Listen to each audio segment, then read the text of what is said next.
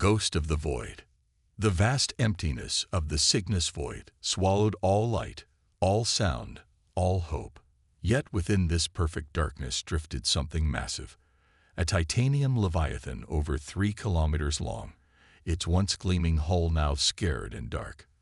The UNSS Nemesis, humanity's greatest warship, had been hiding here for 70 years, powered down to almost nothing, waiting. Inside the enormous bridge, emergency lights flickered on for the first time in decades. A single cryopod hissed open, releasing a cloud of preservation mist. Captain Ilara Chen gasped as she took her first breath in 70 years, her lungs burning with the effort. The auto-revival protocols had activated, which meant something had triggered the ship's passive sensors. "Status report," she croaked, her voice hoarse from disuse. "Captain Chen, welcome back," responded the ship's eye, its deep voice filling the bridge. "I am Era, Advanced Recursive Intelligence Assistant. Emergency revival protocols were triggered by proximity alert. Current date is March 17, 2247. Ilara pulled herself from the pod, her muscles protesting after decades of inactivity. The military-grade preservation had kept her alive, but her body still needed time to adjust. 70 years, she whispered. "What triggered the alert?" "Human distress signal detected, Captain. Transmission origin is approximately 2 light hours from our position. Signal matches encrypted United Earth defense protocols, though using an outdated cipher." Ilara steadied herself against a console, looking around the darkened bridge. The rest of the command crew remained in cryosleep, their pods silent and undisturbed. "Show me the signal," she ordered.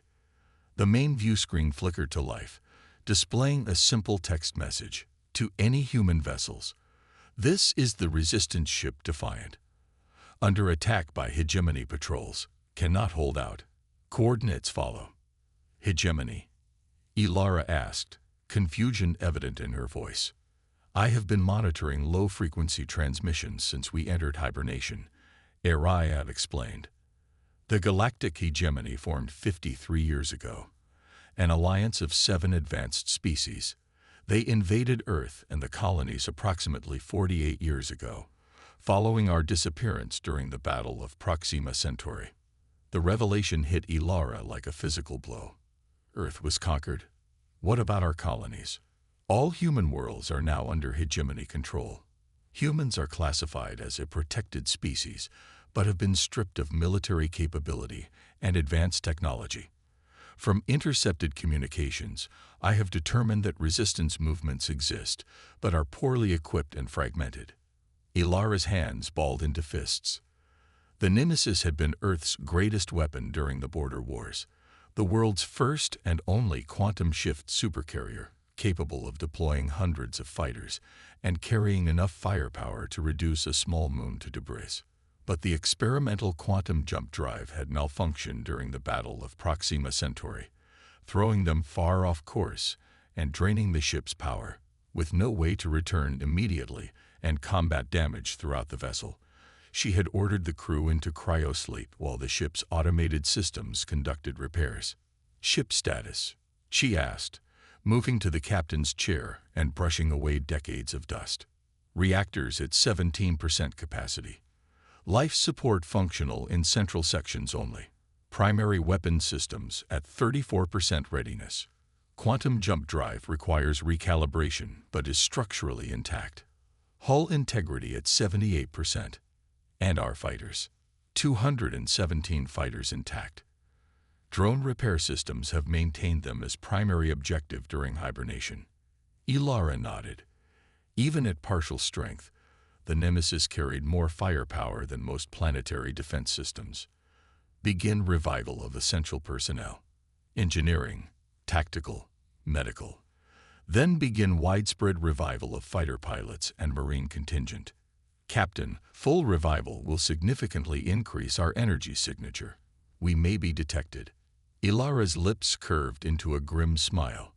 "Good. It's time the hegemony learned who they're dealing with. Set course for the distress signal, best possible speed." As the massive ship's engines ignited for the first time in decades, Captain Chen stood on the bridge, watching as systems came online throughout the vessel. The Nemesis had been built for one purpose: to protect humanity. That mission hadn't changed, even if everything else had. "Begin weapons diagnostic," she ordered, "and prepare the fighter squadrons for launch." 2 hours later, the Nemesis arrived at the coordinates in the distress signal. A small transport vessel was surrounded by 3 sleek, predatory ships. The transport's engines were damaged, venting plasma into space. "Hegemony patrol vessels," Araya reported. "Light armaments, minimal shielding. They are boarding the human vessel." Tactical analysis. Their technology appears roughly equivalent to Earth technology circa 2160, significantly less advanced than the Nemesis. Ilara smiled coldly. "Deploy fighter squadrons Alpha through Delta. Target the hegemony vessel's engines only. Disable, don't destroy. I want prisoners for questioning." "Fighters launching," Araya confirmed. From the massive carrier's launch bays, 80 sleek fighters streamed forth, their quantum engines flaring bright against the darkness of space. The hegemony patrol ships didn't even have time to react before the fighters were upon them, their precision strikes disabling engines and weapons systems within seconds. "The human transport is hailing us," Araya reported. "On screen," Ilara ordered. The view screen activated, showing a haggard man with a scared face. His eyes widened in disbelief as he saw Ilara in her United Earth Defense uniform. This can't be real," he stammered. "You're Yuiki. How is that possible?" "Captain Ilara Chen of the UNSS Nemesis," she replied. "We've been away for a while. Prepare your ship for docking. We're bringing you aboard." Hours later, Ilara sat in the briefing room with the Resistance leader, Captain Marcus Reed. His crew of 27 was being treated in the medical bay, many suffering from malnutrition and injuries. "The Nemesis," Reed said, still in awe. "It's been a legend, a ghost story we tell to keep hope alive. Some believed it was destroyed at Proxima. Others thought it was in hiding, waiting for the right moment." "Not intentionally," Ilara replied. "A drive malfunction. We've been repairing and hiding. But now we're back, and I need to understand what we're facing." Reed's expression darkened.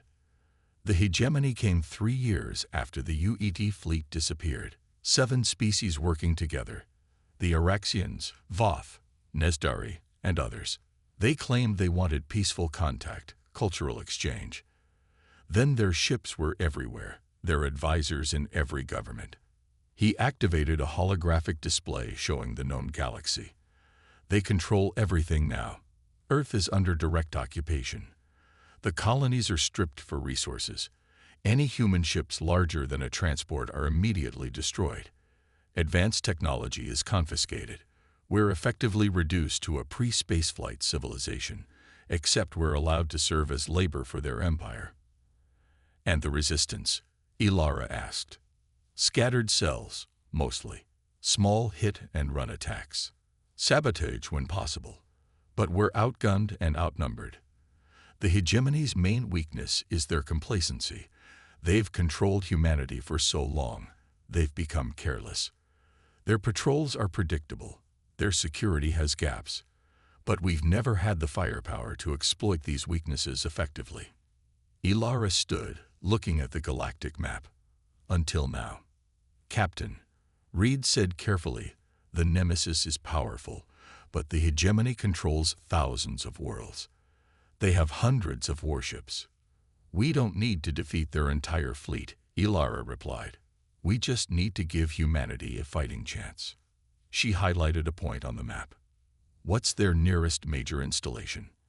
"Outpost Sigma 9. It's a supply depot and communications hub for this sector. Moderate defenses." Ilara nodded decisively. "Then that's our first target. We need supplies, intelligence, and to send a message. The Nemesis has returned, and humanity is no longer defenseless." As Reed left to check on his crew, Araya's holographic form appeared beside Ilara. "The crew revival is proceeding on schedule, Captain." Engineering reports the main reactors are now at 42% capacity. Weapons systems coming online. Good, Ilara said. Plot a course for Outpost Sigma 9. Stealth approach. I want to be on their doorstep before they know we exist. Calculating optimal approach, Araya confirmed. Captain, I should note that regulations require me to inform you that we are technically without orders. The United Earth Defense Command structure no longer exists. Ilara's gaze hardened as she looked out the viewport at the stars. Stars that had once been humanity's frontier and were now their prison. My orders come from the oath I took, Araya, to protect humanity from all threats. The threat has changed, but the mission remains the same. The Nemesis moved silently through space, its massive form hidden by stealth systems far beyond anything the hegemony possessed. Within its armored hull, thousands of crew members awakened from their long sleep, prepared systems for battle, and learned of humanity's fall. Their shock quickly turned to determination. 70 years had passed, but the Nemesis had returned, and the galaxy would soon remember why humanity's enemies had once feared the sight of Earth's warships. Rising storm. Outpost Sigma 9 never saw the attack coming. The Nemesis appeared seemingly from nowhere, its massive form breaking stealth only when it was too late for the hegemony forces to respond. Precision strikes from the carrier's forward batteries disabled the outpost communications array and defensive systems within seconds. Captain Ilara Chen watched from the bridge as the boarding shuttles returned, loaded with captured supplies, weapons, and most crucially, data cores containing hegemony tactical information. Casualties, she asked as Commander Tarek Ramos, her newly awakened tactical officer, approached. Minimal, he reported. 3 wounded on our side, none serious. 12 hegemony personnel killed when they resisted. The rest are in the brig. 43 prisoners, mixed species. Ilara nodded. Have intelligence begin analyzing the data immediately. I want to know everything about hegemony fleet movements, defensive capabilities, and command structure. The raid on Sigma 9 was only the beginning. Over the next month, the Nemesis struck 5 more hegemony outposts. Each attack executed with surgical precision. They gathered resources, rescued human prisoners, and disappeared before reinforcements could arrive. News of the massive human warship spread through hegemony space like wildfire, transmitted through resistance communications networks, and whispered among subjugated humans. Hope, absent for so long, began to return. In the carrier's massive engineering bay, Chief Engineer Kira Nakamura supervised the integration of salvaged hegemony technology with the Nemesis systems. The 70-year technological gap provided both challenges and opportunities. Their quantum encryption is primitive compared to ours, she explained to Captain Chen during a briefing. We've been able to decrypt their entire communication network, but their power distribution systems are more efficient. We've adapted some of their techniques to improve our reactor output. We're now at 78% capacity. Across the table, Dr. Helena Wright, the ship's lead scientist, activated a holographic display showing a complex molecular structure. We've also made an interesting discovery. The hegemony uses a centralized defense network called the Aegis Protocol. All their ships and installations are linked to provide coordinated defense. It's impressive, but there's a fundamental flaw in their system architecture. What kind of flaw? Ilara asked. Their quantum entanglement communication relays that coordinate the defense grid all operate on the same frequency pattern. If we could generate a sufficiently powerful interference signal at the correct frequency, we could blind their entire defense network, Commander Ramos finished, his eyes widening. Dr. Wright nodded. Temporarily, yes. Perhaps for 3 to 5 minutes before their systems compensate, but during that time, they would be effectively deaf, dumb, and blind. Ilara leaned forward. Could we use this to strike at a major target? If we want to make a real difference, Marcus Reed interjected, now serving as a liaison between the Nemesis crew and the growing resistance forces they'd been gathering. We need to hit their central command for this sector. Hegemony Station Dominion. He brought up a holographic display showing a massive space station orbiting a gas giant. It's the administrative and military hub for their operations in human space, houses their sector governor and the command staff for their patrols. Taking it out would throw their entire command structure into chaos. Commander Ramos frowned. It's heavily defended. 2 defense platforms, patrol squadrons, and a dreadnought-class vessel permanently stationed nearby. We won't defeat them in direct combat, Ilara agreed, but with this Aegis vulnerability. She studied the station schematic. We need to get close enough to deploy the interference signal, then strike fast and hard during those few minutes of blindness. There's a debris field in the system, Reed suggested. Remnants of an old mining operation. We could use it for cover on approach. Ilara nodded decisively. Begin preparations. We have one chance to get this right. 3 days later, the Nemesis drifted silently among the shattered remnants of asteroids and derelict mining equipment. The massive carrier's stealth systems were at maximum, its power signature reduced to the barest minimum needed to maintain life support and critical systems. On the bridge, Captain Chen watched the tactical display showing Hegemony Station Dominion rotating slowly against the backdrop of the gas giant Thetis. The station was a marvel of engineering, a 12-kilometer ring surrounding a central hub, with docking arms extending outward like spokes on a wheel. Status report, she ordered quietly, as if the enemy might hear her through the vacuum of space. All systems ready, Captain, Commander Ramos replied. Fighter squadrons prepped for launch. Marine boarding teams standing by. Dr. Wright's interference device is online and calibrated. Ilara took a deep breath. This would be the most daring action of her career. Attacking the heart of enemy operations with a single ship, even one as powerful as the Nemesis. Begin the countdown.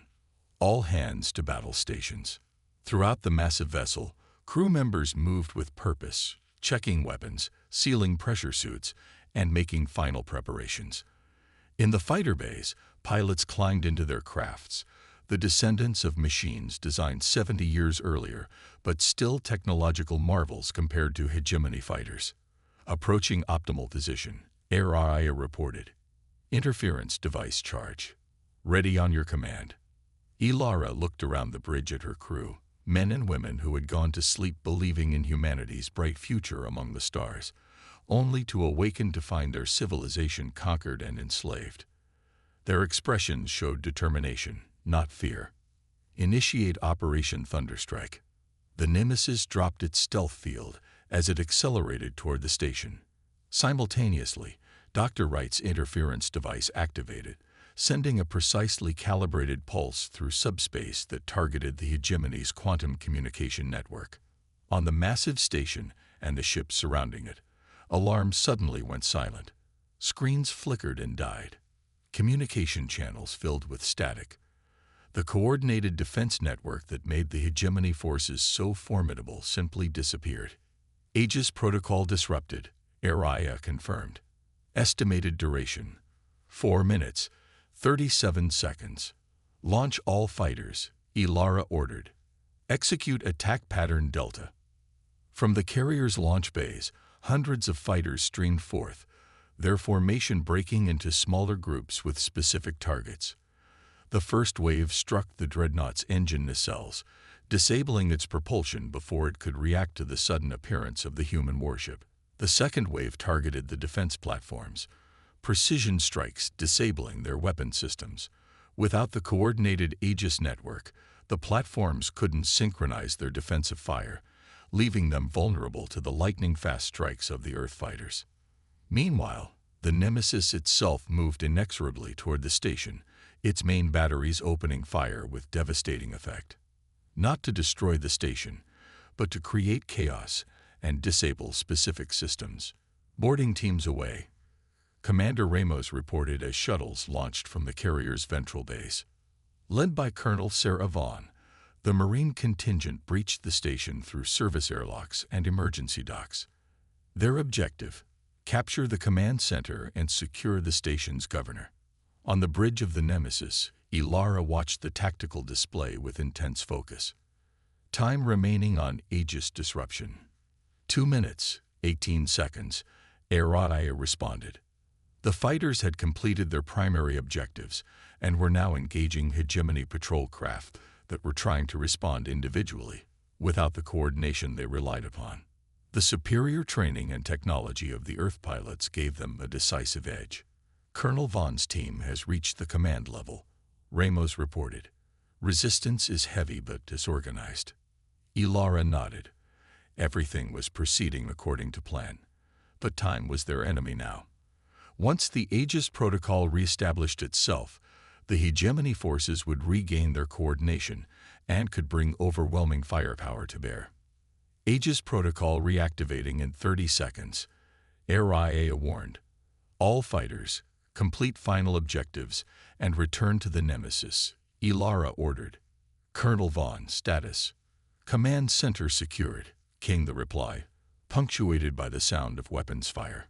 Governor Thrax in custody. Downloading central database now. 10 seconds to Aegis reactivation. Colonel, we need extraction now, Ilara urged. Download complete. Falling back to extraction point. Across the battlefield, Earth fighters broke off their attacks and streaked back toward the waiting carrier. On the station, Colonel Vaughn's Marines fought their way back to their shuttles, dragging with them the Voth governor of human space, a prize beyond measure. The Aegis protocol reactivated just as the last shuttle docked with the Nemesis. Immediately, the hegemony forces began to coordinate, bringing their weapons to bear on the Earth vessel. All teams aboard, Ramos confirmed. Fighters recovered at 97%. Execute quantum jump, Ilara ordered. The massive carrier's quantum drive engaged, creating a ripple in space-time as the ship disappeared, leaving behind chaos and destruction. The first major blow against the hegemony had been struck. Hours later, in the Nemesis's secure briefing room, Governor Thrax sat in restraints, his ridge-covered purple skin glistening under the lights. The Voth's 4 eyes blinked in different patterns, a sign of extreme stress in his species. "You cannot win," he said, his translator converting his clicks and whistles into English. "The hegemony controls thousands of worlds. You have one ship." "For now," Ilara replied calmly. "But the data we recovered from your station has given us everything we need. Security codes, fleet deployments, and most importantly, the location of every human prison camp and labor colony." She leaned forward. "We're going to free them, Governor, all of them. And then humanity won't have just one ship." "Impossible," Thrax insisted. "Humans are a managed species. You lack the capacity for self-governance. The Council determined this decades ago." Ilara smiled coldly. "Then the Council made a grave error in judgment. You see, there's something about humans you never understood. We don't accept defeat. We adapt, we overcome, and we never, ever stop fighting for our freedom." She stood, towering over the seated Voth. "You're going to help us send a message to every human world and colony. They'll see that the hegemony can be defeated, that the Nemesis has returned, and that humanity's liberation has begun." As she left the room, Ilara felt a weight lifting from her shoulders. For 70 years, the Nemesis had drifted in the darkness, a ghost of humanity's past glory. Now it had become something else, a symbol of humanity's indomitable spirit and a harbinger of freedom. Across human space, the news would spread like wildfire. The supercarrier that legend said would one day return to free humanity had finally arrived. The hegemony had grown complacent in their dominance, never imagining that a relic from humanity's past could threaten their control. They were about to learn a harsh lesson about underestimating humanity. The storm was only beginning to rise.